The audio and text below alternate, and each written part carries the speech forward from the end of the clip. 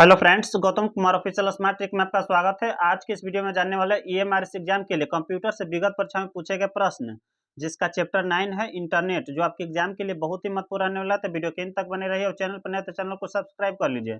चलिए प्रश्न देखते हैं, प्रश्न क्या है। चलिए ये सही प्रश्न पूछे हुए प्रश्न, तो जान लेते हैं पहले इंटरनेट का उपयोग। Use of internet. इंटरनेट की सहायता से आप निम्नलिखित कार्य कर सकते हैं। ईमेल का प्रयोग करके मैसेज सेंड तथा रिसीव कर सकते हैं।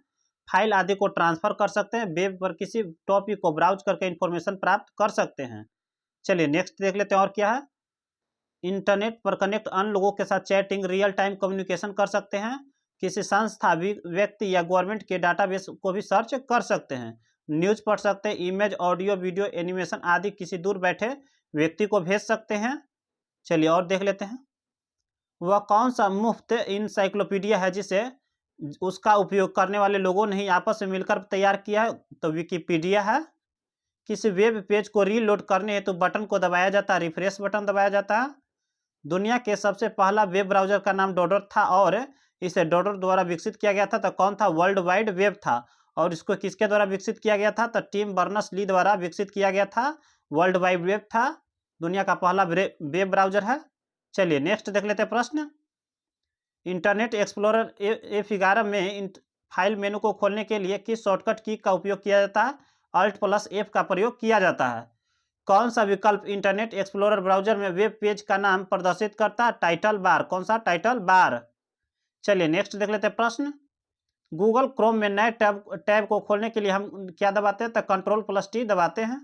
इंटरनेट एक्सप्लोरर कब लॉन्च किया गया था? तो 1995 में इंटरनेट एक्सप्लोरर को लॉन्च किया गया था। चलिए नेक्स्ट देख लेते हैं प्रश्न। इंटरनेट से सूचना लेने के लिए किस एप्लीकेशन का उपयोग किया जाता है? वेब ब्राउजर का प्रयोग किया जाता है। ब्राउजर है इंटरनेट पर वेब पेज सर्च करने वाला एक सॉफ्टवेयर है।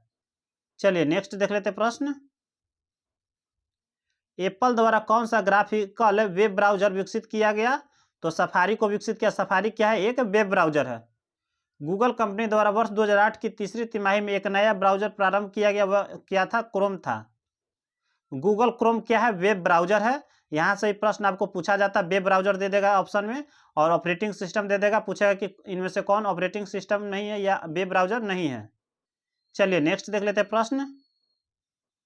गूगल सर्च कंपनी की स्थापना डोडोट में और डोडोट द्वारा की गई थी। तो यूएस में कहा किया गया था और लैरी पेज और सर्गेई ब्रिन द्वारा किया गया था। माइक्रोसॉफ्ट द्वारा बनाए गए वेब ब्राउजर का एक उदाहरण है ईडिज है। फुल स्क्रीन मोड में स्विच करने के लिए इंटरनेट एक्सप्लोरर, गूगल क्रोम आदि का प्रयोग किया जाने वाला एक शॉर्टकट की क्या है? तो F11 है। क्या है? F11 है। ब्राउजर का प्रयोग किया जाता है तकनीकी लोगों के लिए किया जाता है। किसके लिए किया जाता है? तकनीकी लोगों के लिए किया जाता है। चलिए नेक्स्ट देख लेते हैं प्रश्न। ब्राउजर खोलने के बाद किसी वेबसाइट को देखने के लिए पहला चरण क्या है? तो ब्राउजर एड्रेस के बारे में वेबसाइट एड्रेस पर टाइप करना है, जिस वेबसाइट को आप लोग सर्च करना चाहते हैं ब्राउजर पर। संधि या लिंक से जो किसी और वेब पेज पर ले जाती क्या कहलाता है? हाइपरलिंक कहलाता है। नेटस्केप डॉट है। क्या है? वेब ब्राउजर है। गूगल क्रोम में वर्तमान पेज बुक मार्क करने के लिए हम डॉट दबाते हैं, Ctrl+D दबाते हैं। क्या दबाते हैं? Ctrl+D। चलिए नेक्स्ट देख लेते हैं प्रश्न। एक वेब ब्राउजर का उदाहरण ओपेरा है, एक वेब ब्राउजर है। तो आप लोग ध्यान में रखिएगा, सफारी क्या है? एक वेब ब्राउजर है। फायरफॉक्स वेब ब्राउजर किसके द्वारा विकसित किया गया? तो मोजिला कॉर्पोरेशन के द्वारा विकसित किया गया। और क्या है? वेब ब्राउजर है। सफारी क्या? वेब ब्राउजर है। ओपेरा क्या है? वेब ब्राउजर है। तो आप लोग को ये तीनों ऑप्शन में दे देगा। एक ऑपरेटिंग सिस्टम वाला दे देगा लिनक्स, तो पूछेगा कि निम्नलिखित में से कौन सा एक ऑपरेटिंग सिस्टम है।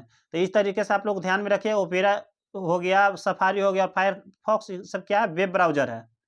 चलिए नेक्स्ट देख लेते हैं प्रश्न। और फायरफॉक्स को किस कंपनी ने? मोजिला कॉर्पोरेशन ने विकसित किया था।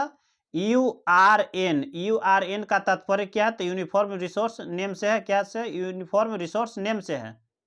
चलिए नेक्स्ट देख लेते हैं प्रश्न। HTTP क्या है? तो एक वेबसाइट है। क्या है? वेबसाइट है। और एक वेबसाइट में HTTP में चिन्हित अंश क्या है? तो पूर्व संधि या पूर्व चिन्ह होता है HTTP, जो पहले लगा हुआ था पूर्व में। चलिए नेक्स्ट देख लेते हैं प्रश्न। एक डॉट साइट बस इंटरलिंक किए गए वेब पृष्ठों का संग्रह है। वर्ल्ड वाइड वेब है, WW है। टिम बर्नर्स-ली ने इसे विकसित किया था। चलिए नेक्स्ट देख लेते हैं प्रश्न। इंटरनेट पर कोई भी कंप्यूटर पहचाना जाता है किसके द्वारा? आईपी पता के द्वारा। भारतीय आईटी अधिनियम कब लागू किया गया था? जून 2000 में लागू किया गया था। ये प्रश्न पूछा जा सकता है। वेब पेज एक दूसरे से किस माध्यम से जुड़े हैं? हाइपर लिंक के माध्यम से जुड़े हुए हैं।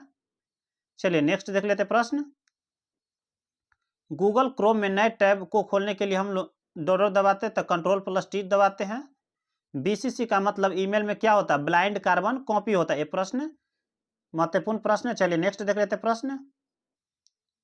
उपभोक्ता के द्वारा किसी वेब पृष्ठ को वेबसाइट पर देखने के लिए उसका पता यहाँ इंटर करना होता है यूनिफॉर्म रिसोर्स लोकेटर पर।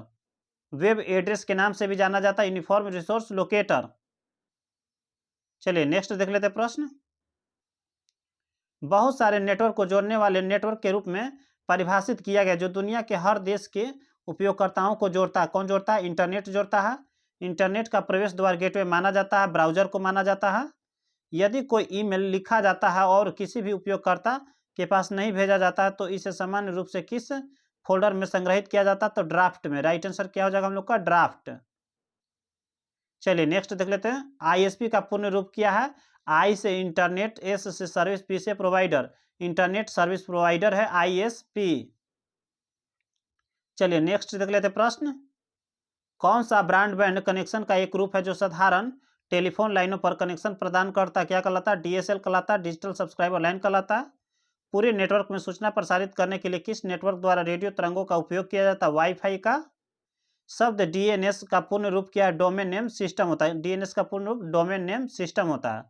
चलिए नेक्स्ट देख लेते प्रश्न। इतना ही प्रश्न था आज के लिए, इतना ही। जय हिंद।